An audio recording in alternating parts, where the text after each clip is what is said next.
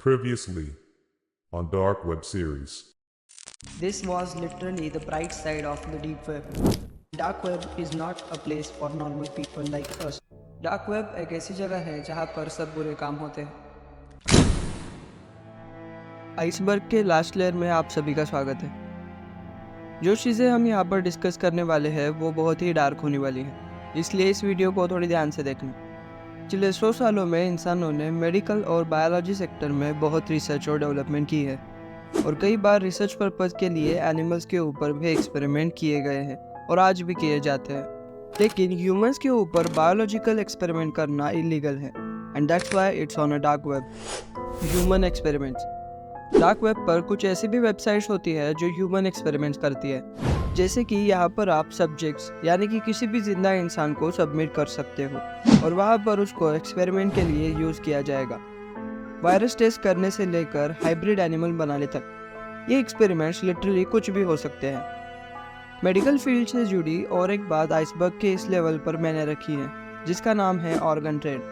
Kidney transplant या फिर heart transplant करने की प्रोसेस आपको पता ही होगी, लेकिन ये तभी हो सकता है जब कोई इंसान विलिंगली ऑर्गन डोनेट करना चाहता हो। डार्क वेब पर ऑर्गन की ट्रेडिंग भी की जाती है। एग्जाम्पल के तौर पर अगर किसी को कोई ऑर्गन इमरजेंसी में चाहिए होता है तो वो इस वेबसाइट पर जाता है और वहाँ से ऑर्गन बाय करता है। ऐसा भी कहा जाता है कि यहाँ पर आप कोई भी ऑर्गन ऑर्डर कर सकते हो, वो भी स्पेसिफिकेशंस के साथ।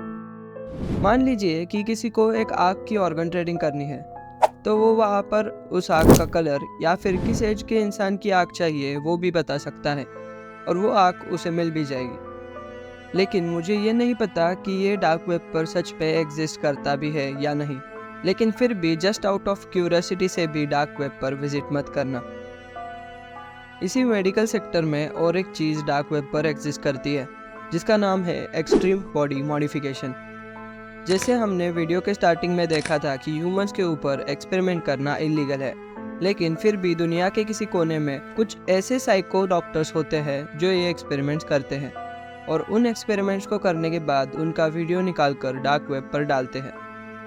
ऐसा करने के पीछे का रीज़न क्या होगा पता नहीं, लेकिन दुनिया में ऐसे भी लोग एग्जिस्ट करते हैं and it's quite concerning. Cannibal cafe ये एक ऐसी वेबसाइट है जहाँ पर कुछ रेसिपीज सिखाई जाती हैं।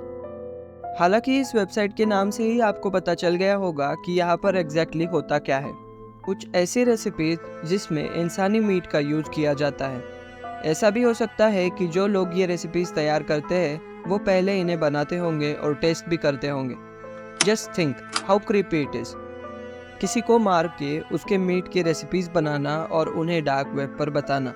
और इसी कैनिबल कैफ़े के वेबसाइट पे लोग रोज़ विजिट करते हैं और यहाँ पर अपना फीडबैक भी देते हैं कि रेसिपीज़ अच्छी बनी थी या नहीं। AI is far more dangerous, ऐसा हम बहुत सालों से सुनते आ रहे हैं and actually it is true, क्योंकि AI का यूज़ करके किसी का भी फेस किसी वीडियो पर लगाना पॉसिबल होता है, जिसे हम डीप फेक कहते हैं। डार्क वेब पर आपको ऐसी डीप फेक वीडियोस बहुत नॉर्मली दिखाई देगी, इसलिए पार्ट 1 से मैं आपको कह रहा हूँ कि डार्क वेब पर जाना भी मत, क्योंकि होता यह है कि कभी कभी आपका कैमरा या फिर आपके कुछ फ़ोटोज़ अगर किसी ने आपके PC से ले लिए तो इट्स वेरी पॉसिबल कि नेक्स्ट टाइम जब आप डार्क वेब पर जाए तो आपको आपकी ही फ़ोटो किसी वांटेड लिस्ट में या फिर किसी फ़ोन में दिखाई दे। कई बार जब हम डार्क वेब का जिक्र करते हैं तो पहली बात होती है रेड रूम्स के बारे में।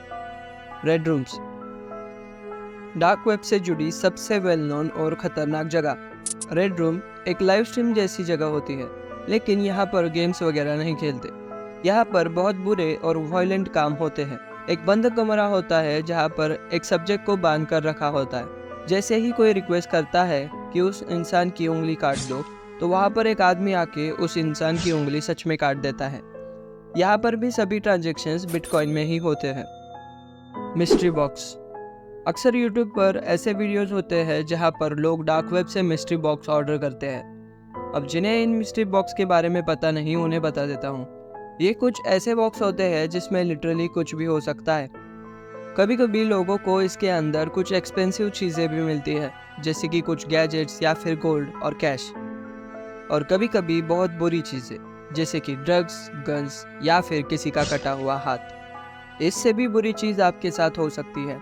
मान लीजिए कि आपने रिस्क लेकर फाइनली एक मिस्ट्री बॉक्स ऑर्डर कर ही लिया और वो बॉक्स आपके घर तक पहुंच भी जाता है, लेकिन जैसे ही आप उसे ओपन करते हो उसके नीचे का ट्रैप एक्टिवेट हो जाता है और क्या पता किसी पॉइजन से या फिर किसी बॉम्ब से आपकी ऑन द स्पॉट मौत हो जाए। Snuff films. जिन लोगों को डार्क वेब के बारे में ऑलरेडी पता है वो स्नफ फिल्म्स से भी वाकिफ होंगे ही, और जिनको नहीं पता वो ये पढ़ लो, क्योंकि मैं यहाँ पर ज़्यादा एक्सप्लेन नहीं कर पाऊँगा। MD पोप या फिर डेजिस डिस्ट्रक्शन जैसी स्नफ फिल्म्स आज भी डार्क वेब पर मौजूद है और इन्हें देखने के लिए लोग लिटरली कुछ भी कीमत दे सकते हैं। वन मोर थिंग, इनमें से कोई भी स्नफ फिल्म देखना या फिर अपने पास रखना एक क्राइम है, so be aware if someone sends you this kind of videos. YouTube के गाइडलाइंस की वजह से मैं यहाँ पर इस टॉपिक के बारे में ज़्यादा खुलकर बात कर नहीं पाऊँगा, और इतना तो आप समझ भी लोगे। इस लास्ट लेयर में और भी कुछ चीज़ें आती हैं, जैसे कि न्यूक्लियर कोड्स। आज के दौर में सभी बड़ी कंट्रीज़ के पास न्यूक्लियर पावर है, and for activating nuclear program you need some nuclear codes, और यही न्यूक्लियर कोड्स की कॉन्फ़िगरेशन डार्क वेब पर स्टोर की जाती है ताकि ज़रूरत पड़े तो वो कोड्स कंट्रीज़ यूज़ कर सके। ये बात कितनी सच है मुझे नहीं पता, क्योंकि मुझे आज तक डार्क वेब पर ऐसी कुछ चीज़ नहीं मिली। मैं डार्क वेब पर नहीं जाता। और भी एक ऐसी थियरी रेडिट पे थी जो मुझे थोड़ी इंटरेस्टिंग लगी, कि डार्क वेब पर कोई सेंटिनेंट एंटिटी है जो ये सब कंट्रोल करती है। समथिंग लाइक सुपर एआई जो इन सब एक्टिविटीज़ पर ध्यान देती है, और इसके सच होने की पॉसिबिलिटी उतनी ही है जितने इस अकाउंट के मिलियंस सब्सक्राइबर होना। And with that being said, इस वीडियो को यहीं पर रैप अप करते हैं। मैं हूँ मैट्रिक्स और हम मिलेंगे अगले वीडियो में। तब तक के लिए बाय बाय।